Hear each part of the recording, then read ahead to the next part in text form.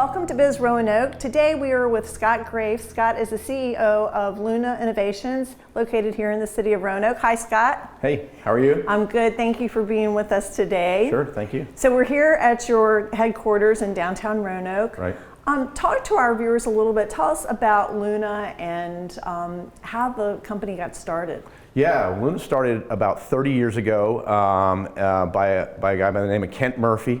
Great story. Was working at ITT in kind of a really kind of a janitorial role, and while in that role, came up with 4 patents. Came 4 inventions and filed those patents, and was encouraged to go to school and ended up at Tech and joined the faculty there. Was the fastest faculty member to make tenure, and started up Luna Innovations in 1990 when he was just tinkering around with fiber and got some government contracts, and here we are 30 years later, public company, and still doing a lot of stuff with fiber. So it's a pretty interesting story of where we came from starting in the garage of Kent Murphy. And I love that story because it's homegrown. I mean, it happened right. It's totally homegrown. I mean, right. Kent is a Troutville guy and had all the ideas about what could be done, with fiber, which is literally, weightless and thinner than a human hair. And he came up with all these different ways to use fiber that no one ever thought of. So it's very, very interesting. And tell us where the company is today. What are you all up to? What's going on? Yeah, well, today, we have about 10 different offices across the world. We have an office, we have some offices outside of London now. We have an office in Dubai. And then certainly here in Virginia, we're in Blacksburg and Charlottesville. Outside of LA, an office in Canada. So we're around the world now, doing all kinds of things with fiber. Still using that same fiber in interesting ways, and it's almost like we had technology even 20 years ago when Kent was coming up with these different ideas. He was kind of ahead of his time, and there was a lot of folks like, well, I don't need it that fast.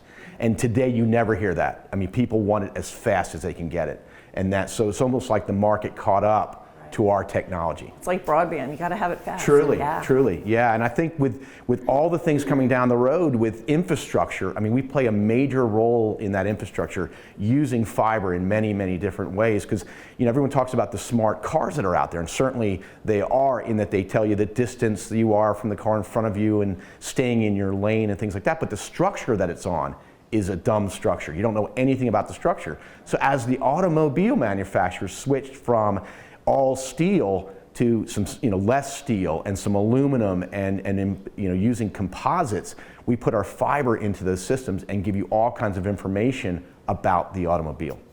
That's amazing. It's great. Tell us about some of the current projects that you're working on. I know you've had some great announcements recently. Yeah, well, we recently announced a deal that we did with Lockheed Martin in their F-35 program.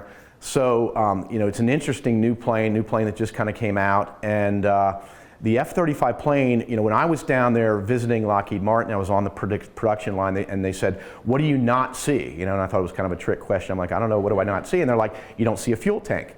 So the F-35s don't have a fuel tank on them. They have, everywhere there was air on the plane. So think of a wing that has air in it because it's not completely filled. They just run the fuel in the entire plane where there was air.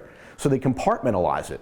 So what we do is the whole plane is run by fiber optics. The whole, and we have a test equipment that will test that fiber optics. So if they come back after a flight and want to test how the system's working, we can plug in. So we've come up with a handheld, touchscreen, battery-operated piece of equipment that's mil-spec, which means you can drop it from 10 feet and it can get wet. And what it allows you is the technician to go out onto the tarmac and plug it into the F-35. And if he finds a problem with it, then you can compartmentalize the area that it has a problem in. Rather than emptying the entire plane of its fuel, you just have to empty that compartment of fuel and fix the problem. So it's pretty interesting. I mean, that's very interesting. Yeah, we look at expanding. It's the F-35 now, but it's the F-22, it's the C-130, all the different planes, and that's just one customer.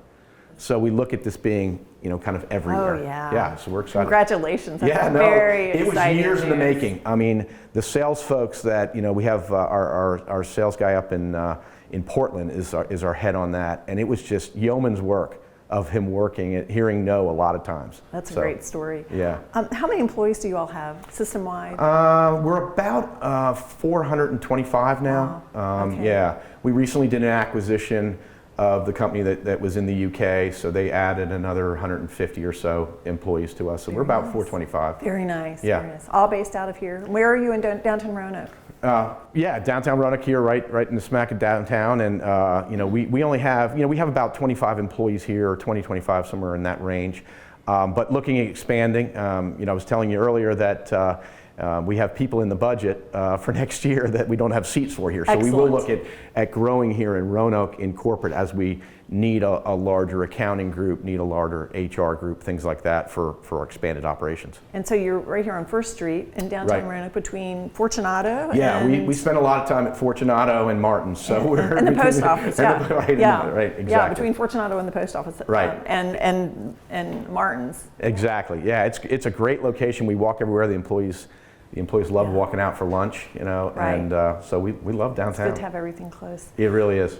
So if our viewers wanted to learn more about Luna, how can they find information? Yeah, on Luna, our website, lunainc.com is our website, and we put everything out there. As a public company, a lot of information. Any presentation that I ever gave is out on our website and things like that. And we just revamped our website, so it's pretty slick. I'm really impressed with what we put out there. And viewers can go there and read all the press releases. They're all there. All the press releases, like I said, all the presentations, all the product releases, things like that about Lockheed Martin or anything like that is all out there on our website. So it's great. Well, thank you for the fine work that you all are doing here. We're so excited for you all. Yeah. And I really appreciate everything that you're doing. So thank you. Yeah, no, thank you. You guys have been great. So I appreciate it. Thanks. All right, and we'll look forward to hearing about more successes. Sure, absolutely. All right. Thanks. Thanks. Thank you for joining us today. If you have questions about the segment, you can give me a call. My name is Lisa Soltis.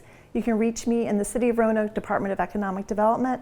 My telephone number is 540-853-1694, or you can reach me by email at lisa.soltis@roanokeva.gov. Thank you.